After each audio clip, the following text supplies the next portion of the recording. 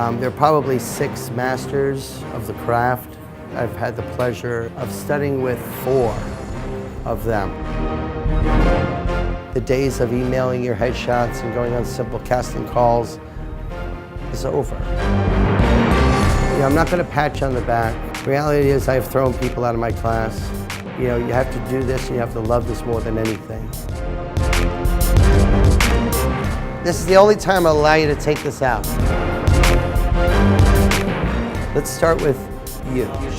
What is hard? What is he to you? When you say associate, he's like my right hand guy. He's like my. What does he do that he's an associate?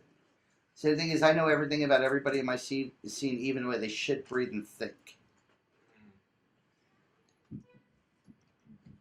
All right. I make up a whole life story. All right. Before I'm and my character is a sociopath also. Okay, do you know what a sociopath is? Yeah, they get into your head and they say a whole bunch of shit to like make you go insane. Oh, okay. Then I'm in trouble. Actually, they have no conscience. That's the they have hallmark. Yeah. Seeing you do, John, so you're okay. When I played a sociopath. I played a serial killer. Okay. In 2001. Yeah. See, when I'm playing a sociopath, and I have played sociopaths, and I have played terrorists. We within ourselves have evil, good, femininity, masculinity. We are everything. When we are born, we are a clean slate, Jeff. There's nothing, and then we become what dictates, what people make us, what we pick up, what we read, what the environment makes us. When I played a sociopath in Edinburgh, the Fringe Festival, I played a sociopath. Go there, just be. I don't expect you to, my approach towards a character playing a sociopath is different than yours because I approach the character through the character. Because I convince myself so much that I am the character, that I become the character. I step into the character. The way everything. The thing is, that's a different level. Yeah, I could get there with your training. Guys, the ability to act is right in front of you. But the thing is, you as actors, a lot of actors, not all of you, only use 1% of your ability. 1%. If you question the universe every day, there's 2 sides of this business.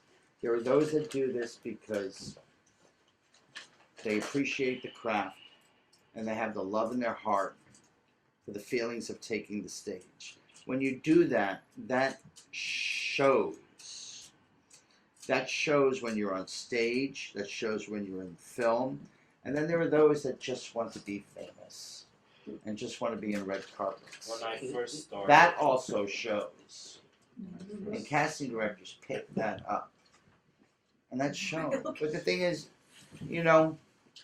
because these days I see too many actors running around not knowing where they're going, not knowing where they've been, not even knowing why they're in this business. They want to be famous, they want to be stars. That's only desire. To set a course and say, this is what you want. To know where you want to be a year from now, to know where you want to be 10 years from now. And this is important. I tell all actors, and I teach all over the place, is to look to the person to the right of you. No, I'm serious. Right now, look to the person to the right of you. Look to the person to the left of you. This is serious.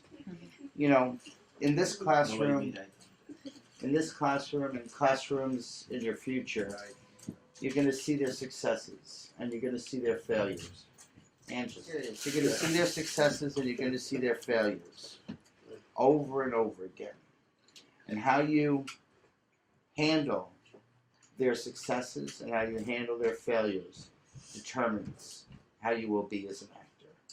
Because you'll see 1,000 successes and you'll see 1,000 failures. You know, I've seen people kill themselves over this. That, you know, I'm in this for different reasons than you are.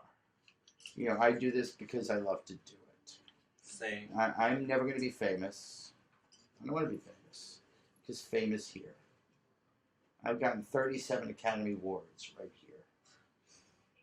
And I turn them all down. Because they're right here. This is the only Academy Award I need. When you have it here, when you know that you've reached success here, there is total, then up there you're there for the right reasons. Action. And then red, and then a deep There's blue. a gun to your and head. When you're out there doing your monologue for him, you get real-time adjustments.